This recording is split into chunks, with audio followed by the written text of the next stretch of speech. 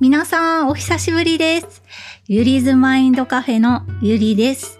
お元気でしょうか？私は元気です。突然ですが、悪いことは言っていないのになぜか空気が変わったという経験はありませんか？私はね、あります。日本語はネイティブなんですが、あるんですよね。会議で率直な意見をくださいって言われて、本当に率直な意見を言ったんですよ。そしたら一瞬で会議室がもうシーンとなって、みんながこう目配せをして、マジで率直な意見言うやん。みたいな雰囲気になった経験があるんですよね。今思えば本当に笑える話なんですが、当時はなんでって本気で戸惑っていました。今ならわかります。あの時私に足りなかったのは最初の一言目だったんですよね。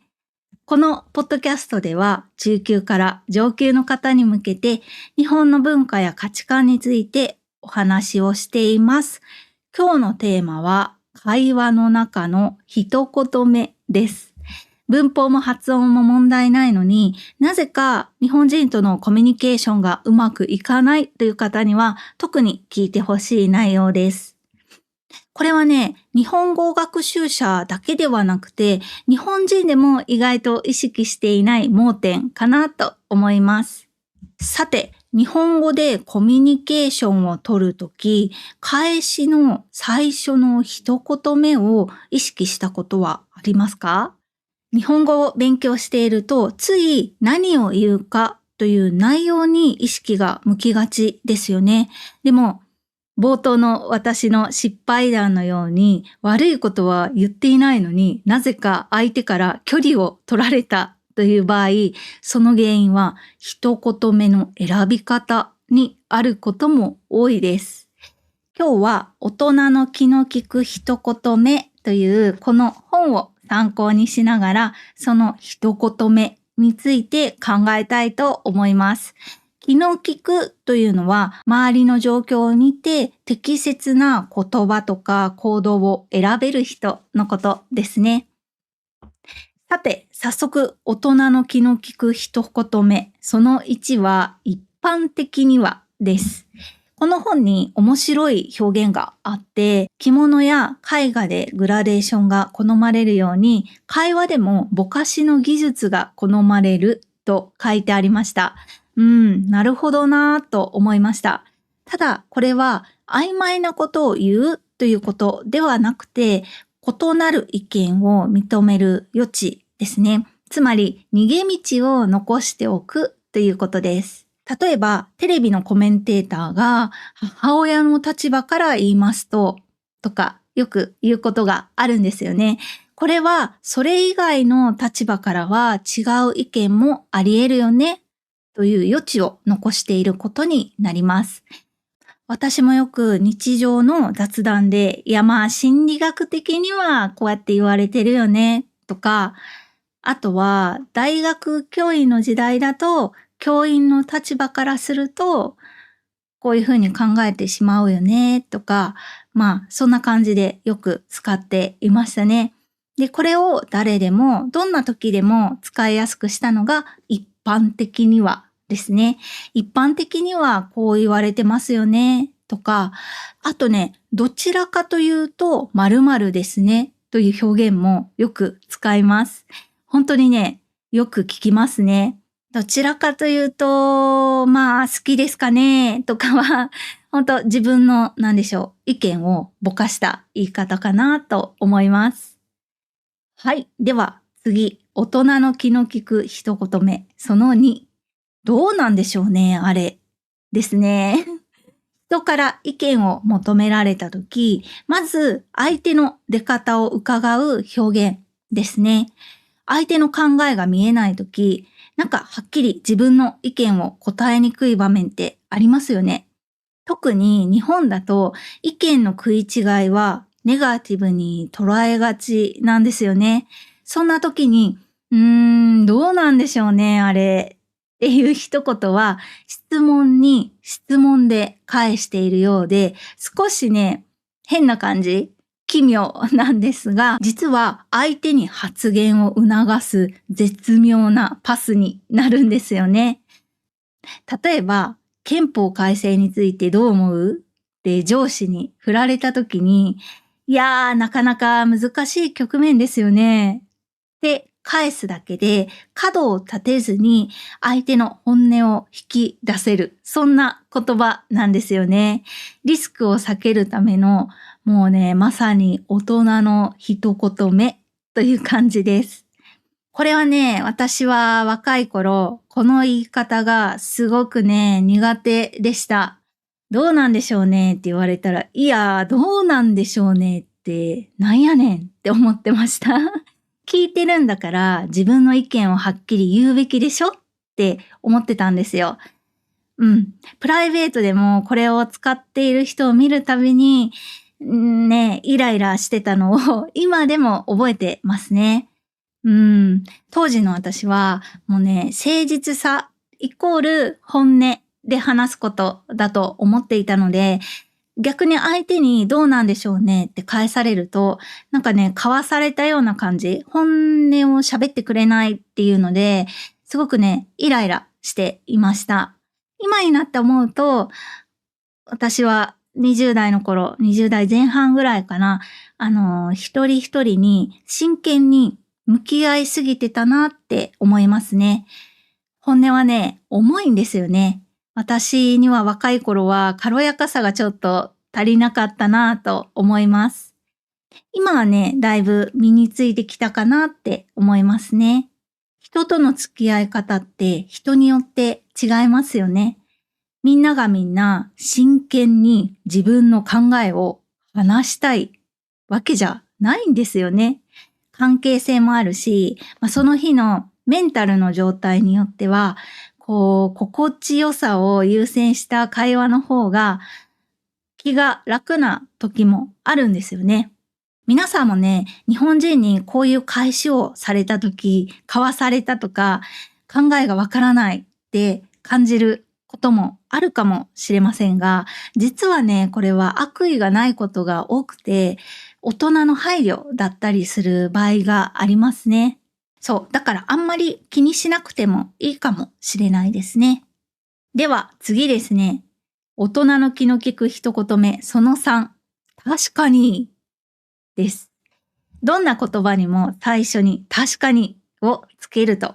確かに言ってることはわかるとか、確かにその通りかもしれないとか、こんな感じで使いますね。これはあなたの言葉を受け取りましたというサインになります。ビジネスの場面だと確かにそうですねという感じで少し丁寧に話す方がいいかなと思います。この確かにの反対に位置するのはでもですね。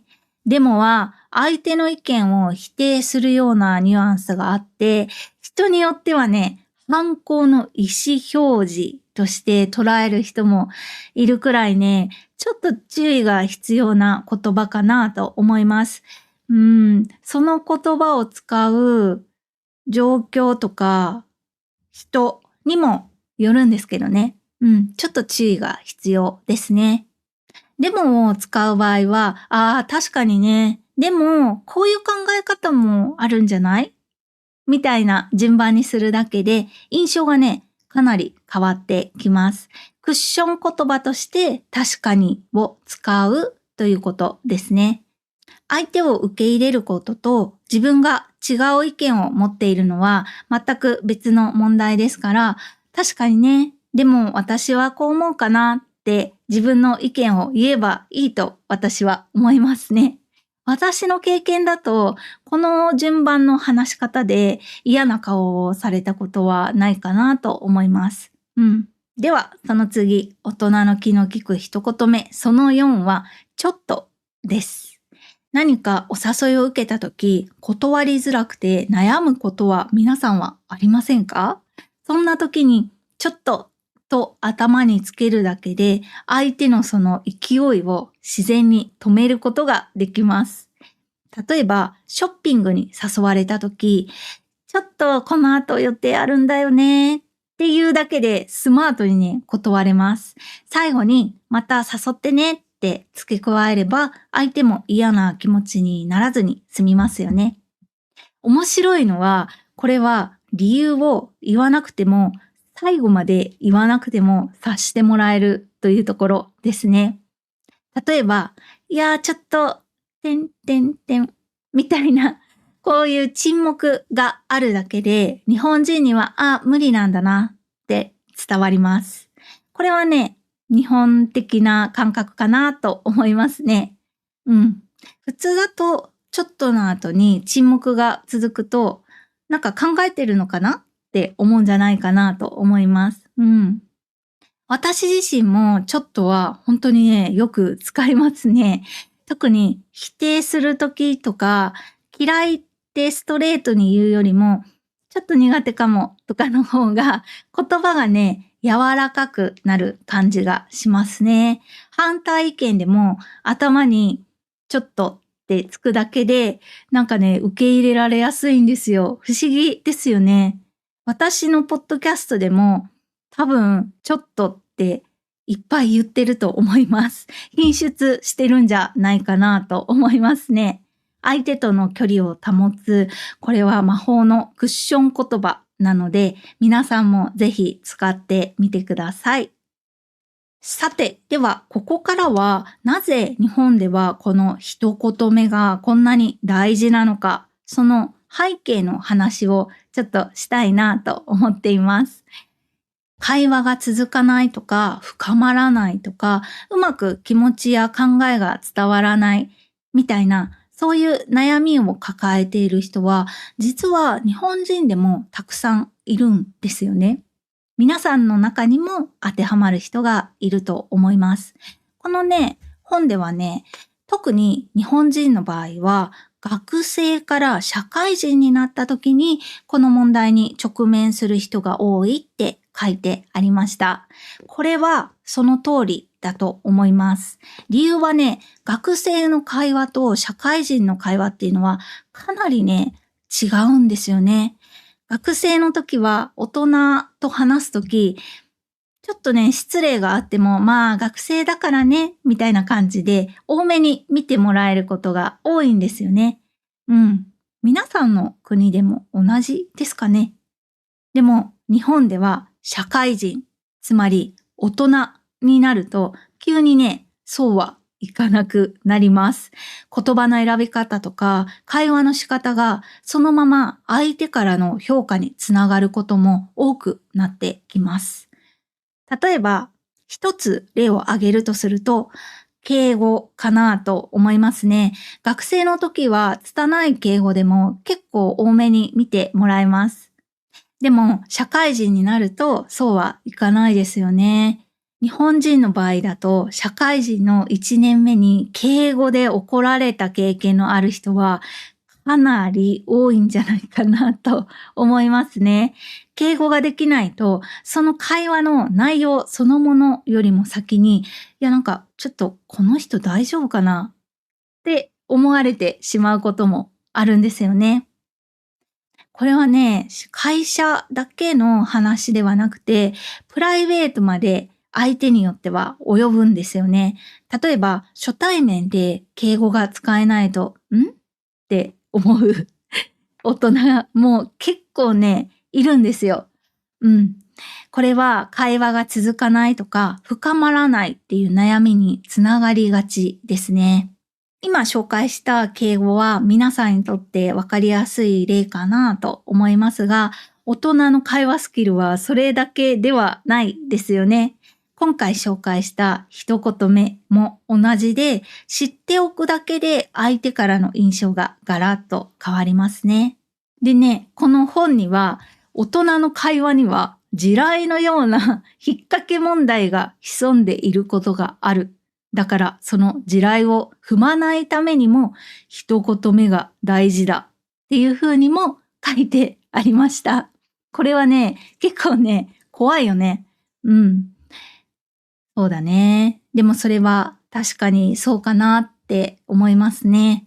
あとね、大人の会話で大切なのは正直さではなくて、相手の心を思いやることっていう風なことも書いてありましたね。相手が何を考えて何を思っているのかを察しながら会話することが日本だと確かに大切だなって思いますね。お互いに配慮し合いながら、その配慮し合いながらの会話を楽しむのが大人の会話ということですよね。これは上辺の会話じゃんって思う人もいるかもしれないなと私は思います。なぜなら私はそう思っていた時期があるからですね。皆さん思わないかな？私はね、本当に建前で喋る人っていうのが本当に嫌いだった時期があるんですよね。ね。その話は機会があればまたしたいなと思ってるんですけど、でも最近ようやくその大人の会話の楽しさも分かってきたかなと思います。ちょっとだけ。日本の会社では本当にね、そういう配慮が欠けていると仕事そのものがうまくいかなくなることもあるんですよね。仕事だけじゃなくてプライベートでも大人のやり取りができないとギョッとされることがあります。私はね、両方本当に経験があるので、あると言えますね。多分なんだけど、一言目って思いやりを示す場所の一つなんだろうなと、今のところの私の解釈ではそう思ってます。この本には、言葉の癖は思考の癖であるっていう風に書いてありました。内容に問題がなくても、言葉選びを間違えると、突っかかってるなとか、トゲトゲしいなとか、自己顕示欲が強い人だなとか、そういう印象にね、つながることがありますね。この本に書いてあったこととしては、返しの一言目には、その人の思考の癖が如実に出るって書いてました。怖いよね、そう思うと。ネガティブな言葉とか一言目に来てないか、ちょっと問いかけてみるのも面白いかもしれないですね。でもこれは日本語だけじゃなくて皆さんの母国語でも同じじゃないかなって思ったんですけど、皆さんどうでしょうか？言葉の癖は思考の癖であるっていう考え方ね。今日紹介した一言目っていうのもそういう思考の癖を意識することから始まるんじゃないかなと思います。ただ自分の日本語が周りにどんな印象を与えているか、トゲがあるように聞こえないかみたいなことは自分一人だとなかなか気づけないものですよね。もし自分の日本語が相手にどう響いているのか、客観的なフィードバックが欲しいという方がいたら、ぜひ私を頼ってください。